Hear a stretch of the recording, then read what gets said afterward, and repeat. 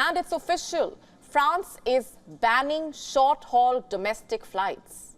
Passengers cannot take flights for distances that can easily be traveled by trains. And by that, I mean up to 2.5 hours long journeys. Up to 2.5 hours long journeys. Lawmakers had voted on the matter 2 years ago, and now it's finally coming into effect.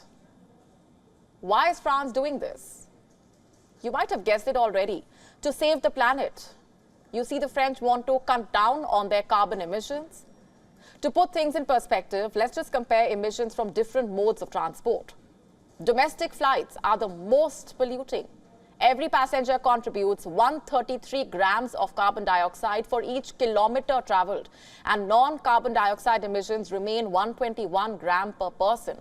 So the total comes out to be 254 grams. The figures are slightly lower for long-haul flights at 102 and 93 grams, but they are concerning nonetheless.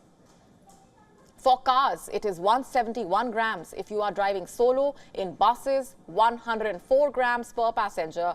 In domestic trains, the CO2 emissions are 41 grams per person. And as you can see, trains are the most eco-friendly means of traveling. But just how effective is the French government's latest move? How is it going to impact businesses and the French economy overall? Is France choosing the planet over profits? Or is this ban just symbolic? Because you see, the curbs only extend to a few cities. Residents cannot fly between Paris and regional hubs like Nantes, Lyon, Bordeaux. Other short journeys like Paris to Mediterranean port city Marseille or Strasbourg still remain free of bans. You see, train services must meet certain conditions to replace flights. Number one being the train services on the same route must be frequent and timely. Number two, they should be well connected enough to satisfy the passengers who would otherwise be flying. Number three being the trains should have the bandwidth to accommodate more passengers. And number four, people making such trips should be able to make same-day return journeys, having spent 8 hours at their destination.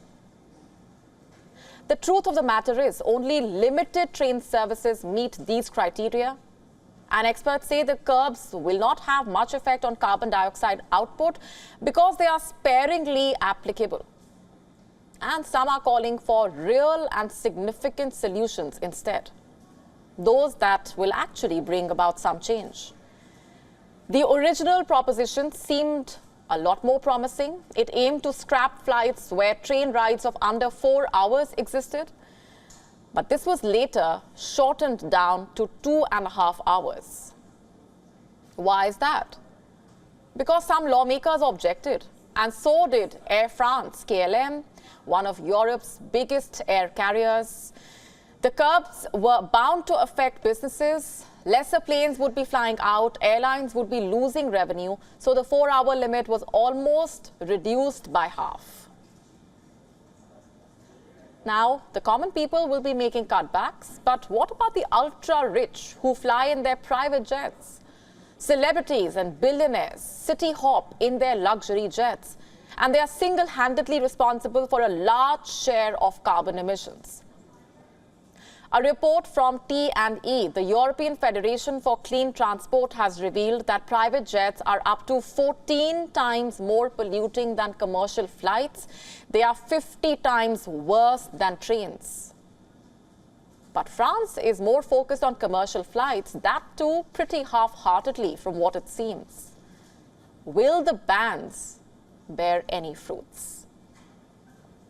WION now available in your country. Download the app now. Get all the updates on the move.